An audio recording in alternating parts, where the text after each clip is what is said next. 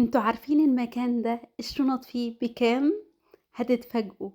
ببداية من 4 يورو ونص بس. شايفين؟ المكان ده كان فيه تشكيلة شنط تحفة. يعني دي كانت عاملة 7 يورو، ودي كانت عاملة 4 يورو ونص. شايفين شكلها؟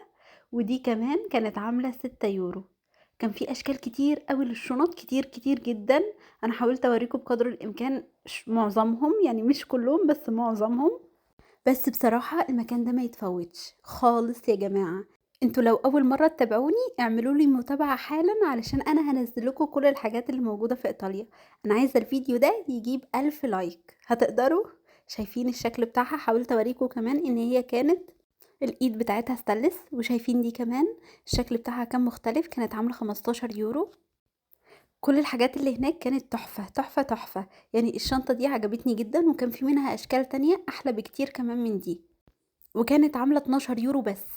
وكمان كان في شنطة ظهر، يعني دي كانت عاملة 13 يورو. وديت شايفين شكلها كان في منها الوان الاسود كمان. انا من كتر ما انا كنت مبهورة بالحاجات اللي كانت موجودة هناك، ما كنتش عايزة اخرج من المكان بصراحة. عايزة اشوف انتوا رحتوا المكان ده ولا لا. اكتبوا لي في الكومنتات وقولوا لي يا ترى الاماكن اللي انا بحطها لكم وبعرضها لكم انتوا بتروحوها وبتلاقوا فيها حاجات حلوة زي اللي انا بشوفها وبعرضها لكم ولا لا. شايفة بقى التحفة الفنية دي كانت عاملة 19 يورو. شايفة دي كمان؟ انا قلتلك ان هتلاقي في المكان ده اشكال كتير. اوعي تقلبي الفيديو ده، انا لسه هوريكي كمان الجواكت بتاعه الحريمي الطويله الواسعه اللي احنا بندور عليها هنا.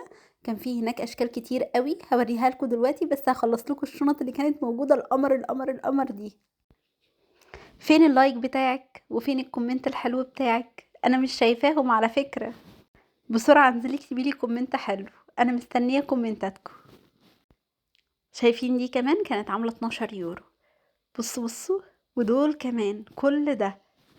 بصوا بقى كانت ب14 يورو. تعالي بقى اوريكي الحاجات الحريمي اللي كانت موجودة هناك، اللي كلكم عمالين تسألوني عليها. انا معلش بعتذر لو انا يعني اتأخرت في الفيديو، بس والله كانت عندي ظروف. بس هوريكم شوية حاجات. شايفين الدرسات دي؟ تنفع قوي للصيف. هي للشتا مش حلوة شوية، بس للصيف تحفة. يا جماعة الحقوها دلوقتي، علشان في الصيف مش هتلاقي الاشكال التحفة دي. بصي بصي اللون ده كمان، ده كان عامل 10 يورو. وبصي ده، انا صورت لك كل الحاجات اللي كانت موجوده هناك. ده اخر، لا على فكره لسه فاضل كمان فيديو ده للاولادي بقى، هنزلهولك كمان شويه. بس استنيني. شايفين بقى الجيبات؟ تحفه. يا جماعه قولوا لي لو عايزيني اصور في مكان تاني لقيته فيه تخفيضات، قولوا لي عشان نفيد غيرنا. بصي بصي ده كمان.